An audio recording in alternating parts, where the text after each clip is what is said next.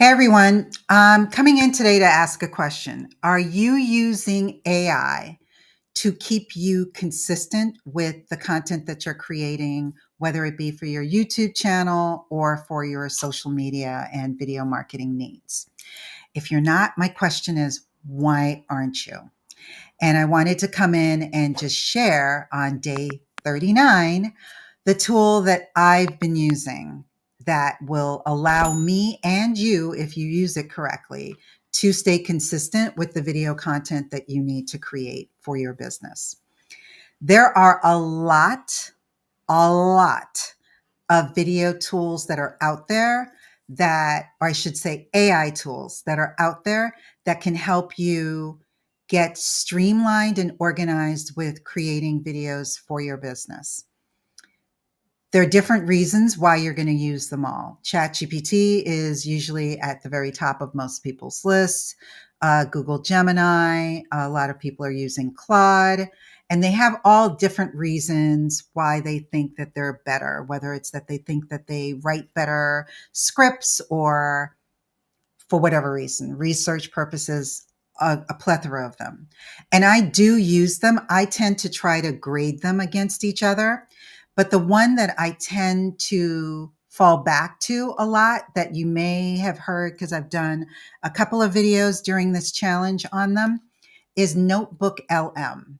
Notebook LM is a closed LLM by Google, and it's been around pretty much since Gemini, or maybe a little after Gemini.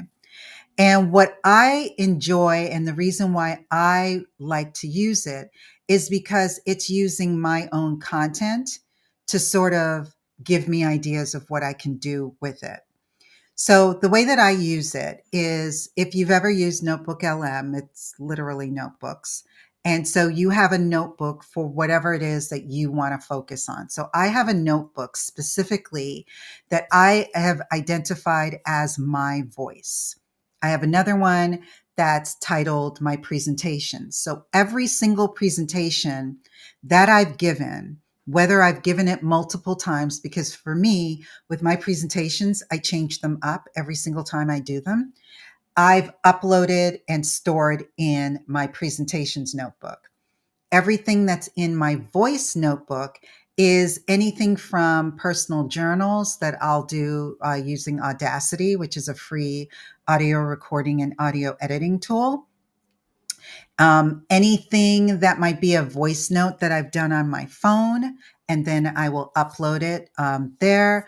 I also will put in anything that has anything to do with me. If I have written bios, my LinkedIn profile, my website, if there's anything that I've written about myself, I will upload to my voice. And I do that so that every conscious thought and everything that I talk about is contained in this notebook so that I can ask it literally anything. So between my presentations and my voice, I will then ask it to generate information for me about what I should be talking about. This 90-day video challenge is a perfect example.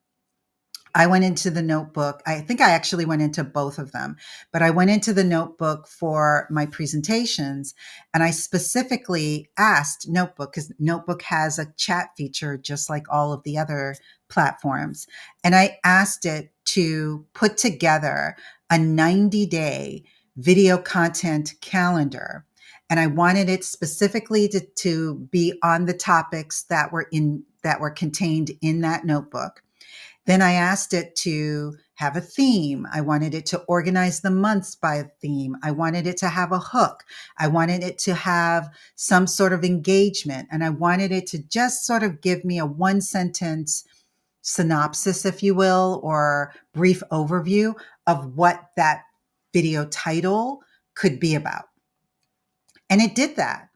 And it's not that I'm using every single one, but it gave me such a good start to really figure out what I wanted to consume or not consume, what I wanted to talk about for these 90 days. And so that is definitely a tool that I felt was beneficial to me. And it was a way for you to think differently in terms. I speak for myself, but I'm pretty darn sure I'm not alone in that. With a lot of entrepreneurs, when you know that you need to create content to market your business, you know that you shouldn't be creating content strictly for the purpose of promoting your digital course or your specific services or a webinar that you might be running or something. And you need to do some sort of education in your content. 90% of us draw a blank. We're like, I don't know what to talk about. And so when you have all of this information in an enclosed capacity like this, and you're able to ask it questions, you can really come up with a slew of content that you would then be able to share and educate your audience with.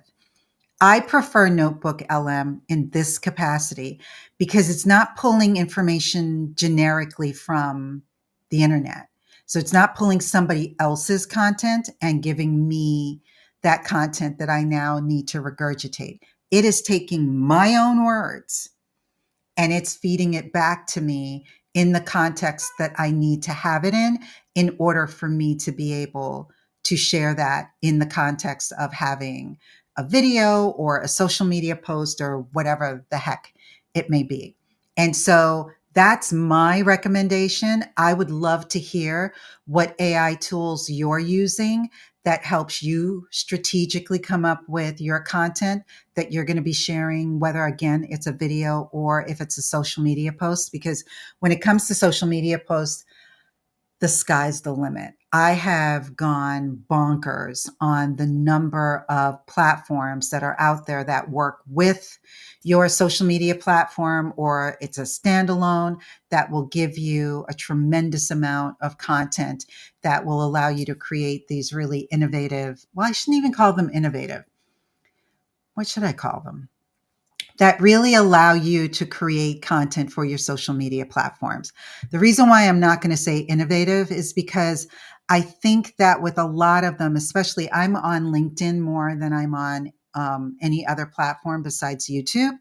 And you tend to see the formatting of blog posts look identical from person to person, and it's because they're either following templates of people that it was working with, or it is using a platform or a tool that's integrating with LinkedIn or whatever the platform might be that will format your content in the same fashion. Because I've done that. I've used that, and I think that I don't know if that's a good thing or a bad thing. I think following people is not necessarily a good thing. And that's coming from somebody that did it for a really, really, really, really, really long time.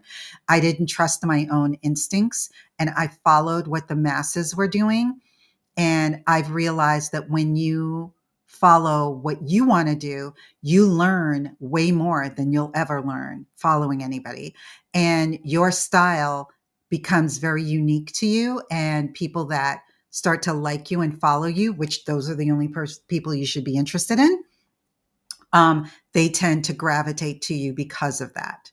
And so it took me a long time to recognize that, but I'm realizing that now. And that's partly why I'm doing this challenge, is because I want to figure out what my style is, because I never in a million years would ever have dreamt that talking directly to the camera would have been a style of mine, but it is one form of things that I'm now recognizing I enjoy doing. And so if my audience can get something from it where it's going to benefit them, then I'm all for it. All right. So, anyway, that's it for day 39. And I will see you possibly on day 40, or maybe for day 40, you might be getting a short. Who knows?